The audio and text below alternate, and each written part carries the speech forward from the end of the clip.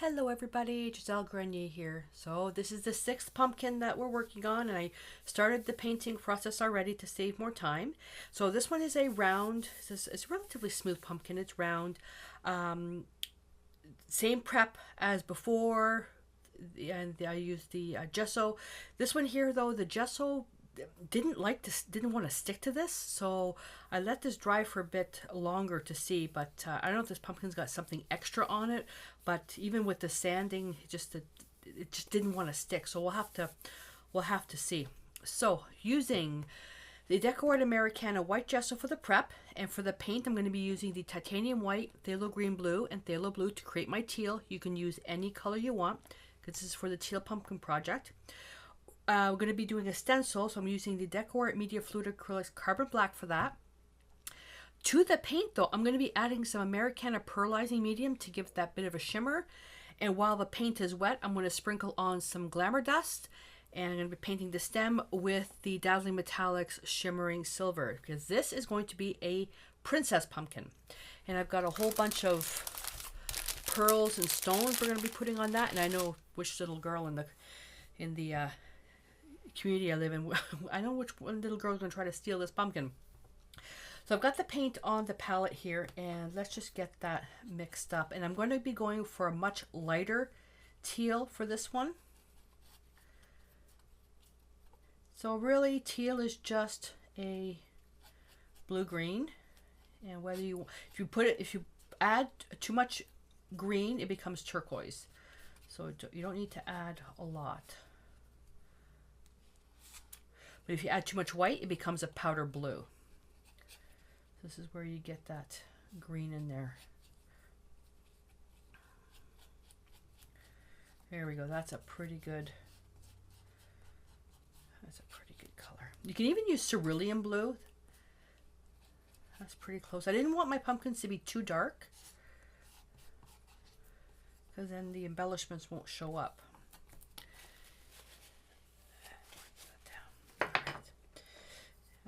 Actually, let me think. Actually, those still show up. Yeah, no, you know what? I'm going to change my mind. I'm going to make it a little bit darker.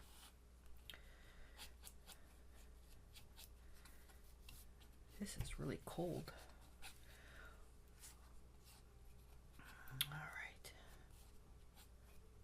And I should have my face camera back in a couple of weeks. Something just, I think it was a, even though it's in a power bar, I think there was just a surge or something. I don't know. All right, so nothing overly complicated. I need to add a bit more green to that. Nothing overly complicated with the pumpkin. With these paints here, depending on if you're just coming in here for the first time watching this project, you know, I'll do a little bit of talking here. So with these paints, it's pretty good for one coat coverage, but you know, you might not get that one coat coverage. I like to paint the top part and then dry it with the heat gun or a hair blower, and then I'll paint the bottom and then dry that. Ideally with these, I don't worry too much about the bottom because it's going to be in, I'm going to nestle it in a pile of black gauze that's going to be underneath our little Alberta spruce. So I'm not worried about that. But these projects are being done so kids and teens can do them. The kids might need a little bit of help from a grown-up. And you know, and by all means substitute. I don't know what materials you have, so that's why I try to make it as simple as possible. All right, so I'm going to get my heat gun. Now when you're using a heat gun or a hair dryer, you want to try to keep it as far as possible so you don't burn the paint. But at the same time, you don't want to have it so far that the paint doesn't dry. So I like to put my hand here every once in a while just to make sure if my hand can take the heat, then it's close enough. Well, I was going to put pearlizing medium in here to make the paint more opalescent. It dried out. So closest thing is using the interference paint. Now, this might be hard to find for some people, so I guess I could say wing it. You don't have to add it in. I just want to add it in just because. I'll need a clean brush for this though. there. Oh, let's get a bigger brush. It makes it faster. And just with this is just adding, just makes it look like a hologram. And I'm not going to do the bottom because it'd be a waste because that's going to be covered up. And while this is wet, you can also add your sparkles. That's why the pearlizing medium really isn't necessary. I mean, it's nice to have, but it's not necessary. So as I'm doing this, I'm thinking, yeah, I'm going to do this, but I don't want to work so fast that I don't get proper coverage because I want to put the sparkles on here. If you don't have the interference, you can just put a layer of, let's say, matte medium or decoupage medium and just put your sprinkles, your glitter on with that.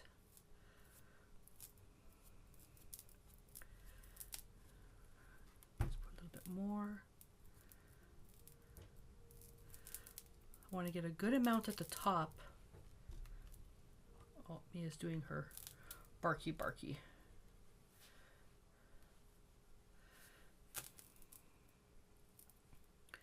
I haven't decided yet which of these is going to be the front of the pumpkin and the back, etc., etc.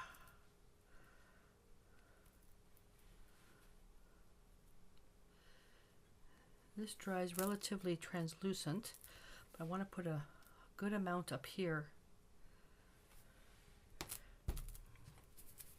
Why did I shake that? It's powder.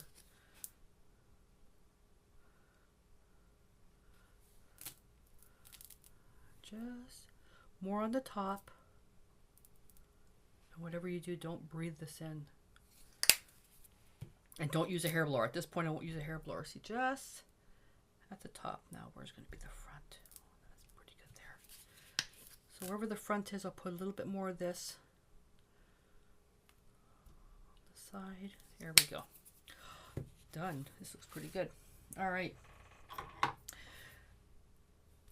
So when this has had some time to set, what I'll do is I'll bring it over to the garbage can and I'll tap the dickens out of the bottom one, give it a good spanking, and then the dust will, the glamour dust will all come off, and that'll make it more, or I can handle it. The one that I use is crystal. They also have a gold. Now while we're here, because we all know how much I love drawing time, and I'm going to take the silver, ooh, too much, and my brush, and I'm going to paint the top silver.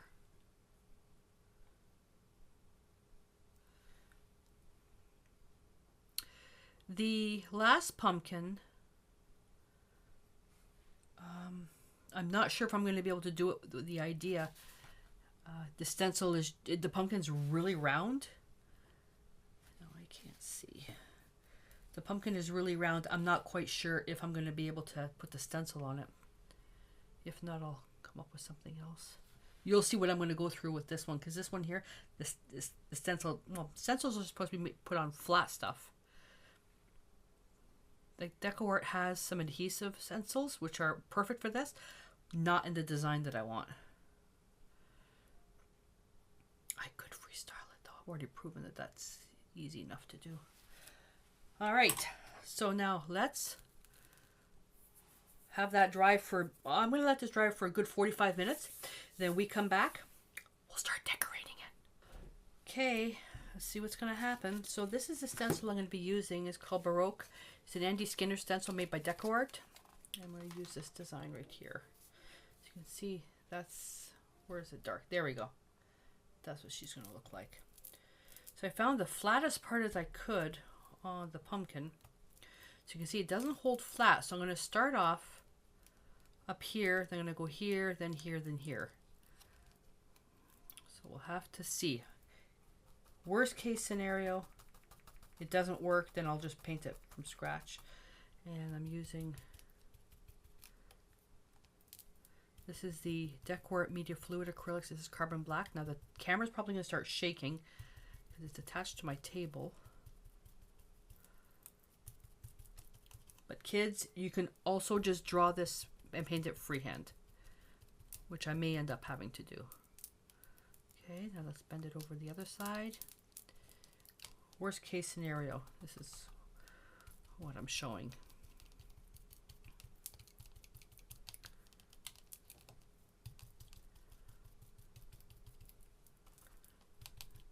You don't want to use too much paint, otherwise it's going to seep underneath. I hope you guys can see what I'm doing.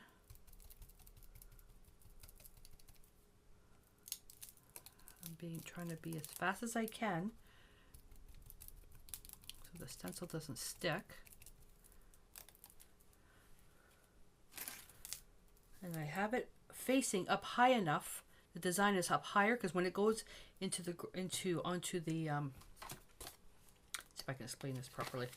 So it's like this on the ground. There's going to be black gauze all around. So at least now you'll be able to see her face. Right, so I'm going to now take a small brush. And it actually turned out much better than I thought. Joe says, you can't do that. It'll fall apart. So I'm going to come in with paint and just fill it in.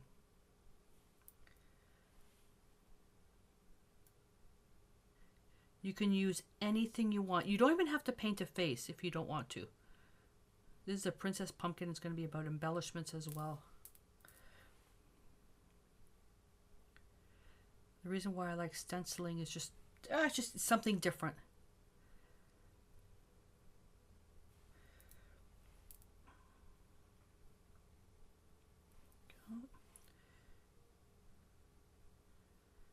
You could also just do a cutout. Find something on the internet and cut it out. Look up silhouettes. Take something from a magazine, cut it out, paint it black, and just glue it on. There we go. Bonus. Alright, so we have to let that dry, but we can start blinging her up. We don't have to wait for the face to dry because there's not going to be any paint on the face. Let's get this cleaned up here.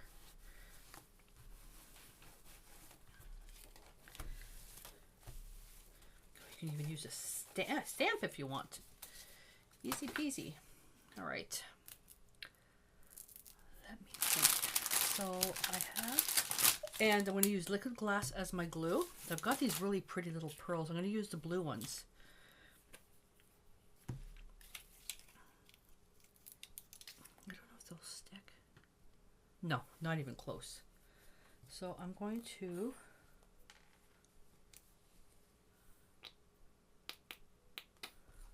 okay. I can't find my tweezers. You know, I had some really nice tweezers.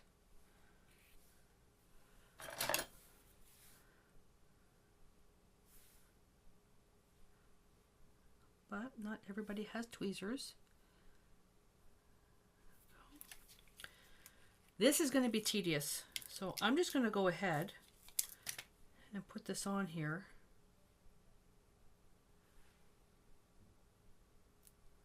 And then we come back, I'll show you what I've done. So I'm going to be alternating between the pearls and the stones, and you basically just do whatever tickles your fancy.